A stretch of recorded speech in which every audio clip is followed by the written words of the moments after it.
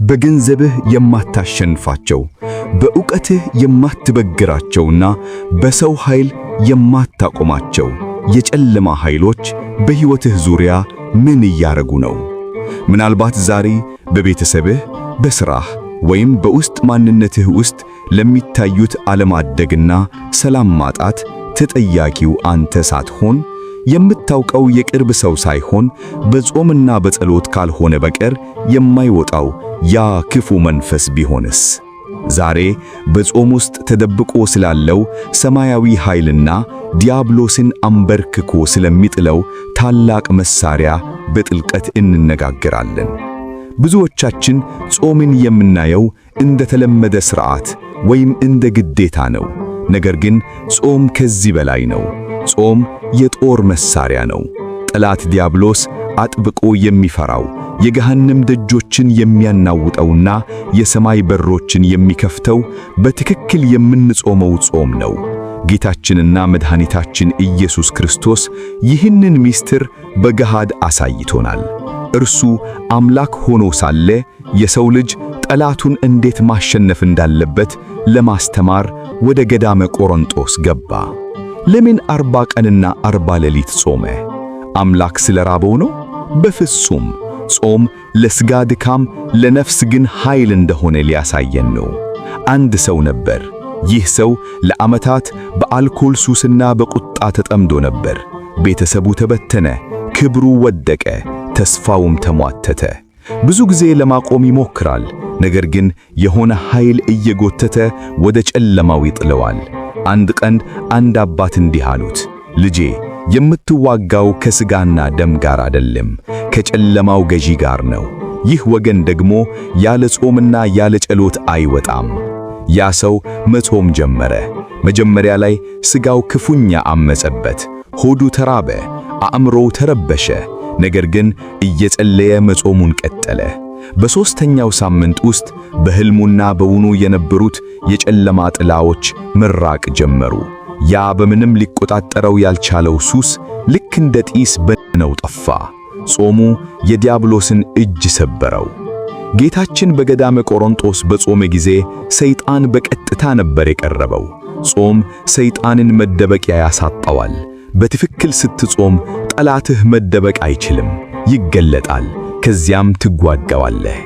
ጌታችን በጾሙ ወቅት ሰይጣንን ያሸነፈውና ለኛ ምሳሌ የሆነን በቃለ እግዚአብሔርና በጾም በበራታ ማንነቱ ነው።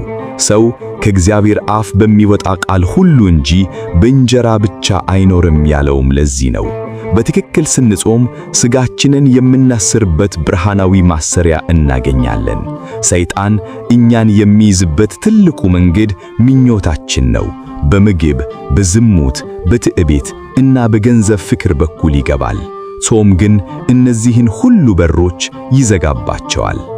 አንድ ጊዜ ደቀ መዛሙርቱ አንድ ጋኔን ያለበትን ብላቴኛ መፈወስ አልቻሉም ነበር። እኛ ለምን ልናወጣው አልቻልንም ብለው ጌታን ሲጠይቁት የሰጣቸው መልስ ዛሬ ለሁላችንም የሚሆን እውነተኛ መልስ ነው። ይህ ወገን ከጾምና ከጸሎት በቀር አይወጣም። ማቴዎስ 17 አንዳንድ ችግሮች በዝምታ አይጠፉም። አንዳንድ ደዌዎች በሕክምና ብቻ አይድኑም። አንዳንድ የትዳር ፈተናዎችና የልጆች መጥፋት በምክር ብቻ አይስተካከሉም። ይህ ወገን ተብሎ የተጠቀሰው በሕይወታችን ውስጥ ስር የሰደደው ቤተሰባችንን የሚያውከው እና መንፈሳዊነታችንን የሚቃተለው ያ የዲያብሎስ ሰራዊት ነው። ይህንን ኃይል ለመስበር ሰማያዊ መሳሪያ ያስፈልግሃል። ያም መሳሪያ ጾም ነው። በሳይንሳዊውና በስነ ልቦናው ዓለም ላይ ያሉ ምሁራን ጾም አእምሮን ወደ ከፍተኛ ንቃት ሜንታል ክላሪቲ ያመጣዋል ይላሉ። አእምሮአችን ሁልጊዜ ስለ ምግብና ስለ ቁሳቁስ ሲጨነቅ ከላይ የሚመጣውን መንፈሳዊ ድምፅ መስማት አይችልም። በትክክል ስትጾም አእምሮህ ይረጋጋል። ያኔ የውስጥ ሰላምህ ይመለሳል። የስነ ልቦና ባለሙያዎች እንደሚሉት ራስን መግዛት ሴልፍ ኮንትሮል ትልቁ የሰው ልጅ ጥንካሬ ነው። ይህ ጥንካሬ ደግሞ የሚገነባው ፍላጎትን አይሆንም በማለት ነው። ጾም ደግሞ ይህንን ጥንካሬ በሃይማኖታዊ ጸጋ ያበለጽገዋል። አንድ እናት ልጃቸው ክፉኛ ታምሞ ሐኪሞች ተስፋ በቆረጡበት ወቅት እሳቸው ግን ወደ ጾምና ጸሎት ወደ ሱባኤ ዞሩ። ጌታዬ ሆይ አንተ ለኔ ብለህ 40 ቀን ጾምካል፣ እኔም ስለ ልጄ እጾማለሁ አሉ። ለ7 ቀን በእናምና በጾም በፊቱ ወደቁ። በሰባተኛው ቀን ሐኪሞቹ የሚናገሩትን አጡ። ልጁ ተፈወሰ። ይህ የሆነው ጾም የተዘጋውን በር የማንኳኳት ኃይል ስላለው ነው። ጾም የእግዚአብሔርን ምሕረት ወደ እኛ ይስባል። ብዙዎቻችን ስንጾም ፊታችን ይጠቁራል፣ እንነናጫለን፣ ሰውን እናማለን። ይህ ግን ጾም አይደለም፣ ረሃብ ነው። በትክክል መጾም ማለት ዲያብሎስን በጾም ማድከም፣ በጸሎት ደግሞ በጦር ወቅትህ ማውጣት ነው። ቅዱስ ያሬድ ጾምሰ መሰረተ ኩሉ በረከት፣ ጾም የበረከት ሁሉ መሰረት ናት ያለው ለዚህ ነው። ጾም የሌለበት መንፈሳዊ ሕይወት መከላከያ የሌለው አገር ማለት ነው። ጠላት በፈለገው ሰዓት ይገባል፣ በፈለገው ሰዓት ይወጣል።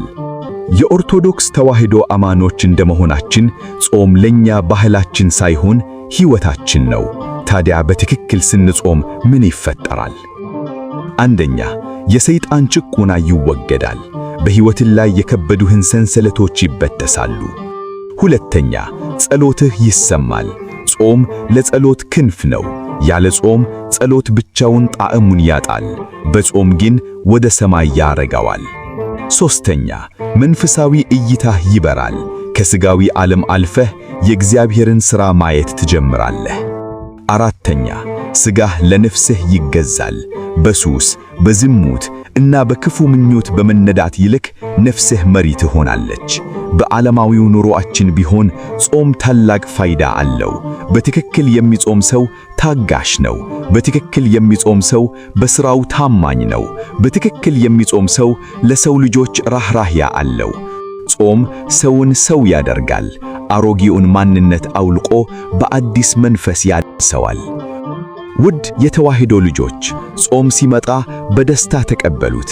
ሰይጣንን የምታሸንፉበት፣ ራሳችሁን የምትቀድሱበት እና ወደ እግዚአብሔር የምትቀርቡበት ታላቅ ግብዣ ነው። ይህ ወገን ከጾምና ከጸሎት በቀር አይወጣም የሚለውን ጌታችንን ቃል በልባችሁ አኑሩት። ዛሬ በሕይወታችሁ አልወጣ ያለ ክፉ አመል አለ? ዛሬ በቤታችሁ ሰላም የነሳችሁ የጨለማ ኃይል አለ? እንግዲህ አሁንስ መፍትሄው እውነተኛ ጾም ነው። በሚቀጥለው ጊዜ ስትጾሙ ዝም ብላችሁ አትራቡ። ከምግብ ጋር ቂምን ጾሙ። ከምግብ ጋር ሐሜትን ጾሙ። ከምግብ ጋር ዝሙትን ጾሙ። ያኔ 40 ቀን ጾሞ ሰይጣንን ድል የነሳው ጌታ በእናንተ ውስጥ ሆኖ ጠላታችሁን ያሸንፍላችኋል። ያኔ በውስጣችሁ የሚፈጠረው ሰላም ከምድራዊ ደስታ ሁሉ በላይ ይሆናል። የጾም ኃይል በቤታችሁ፣ በሕይወታችሁ እና በሀገራችን ላይ ይደር።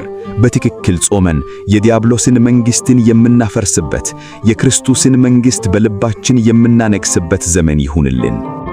ልዑል እግዚአብሔር ሆይ የጾምን ትርጉም ተረድተን እንድንጾም እርዳን። ሥጋችን ለነፍሳችን እንዲገዛ፣ አእምሮአችን ከክፉ ሐሳብ እንዲነጻ፣ ልባችንም በፍቅርህ እንዲሞላ አድርግ። በጾማችን ጠላታችን ዲያብሎስን ድል የምንነሳበትን ኃይል ስጠን። የታመሙትን ፈውስ፣ ያዘኑትን አጹና፣ ሀገራችንንም በሰላም ጠብቅ። ምስጋና ይሁን አንድ አምላክ ለሚሆን ለአብ ለወልድ ለመንፈስ ቅዱስ ዛሬም ዘወትርም ለዘላለሙም አሜን።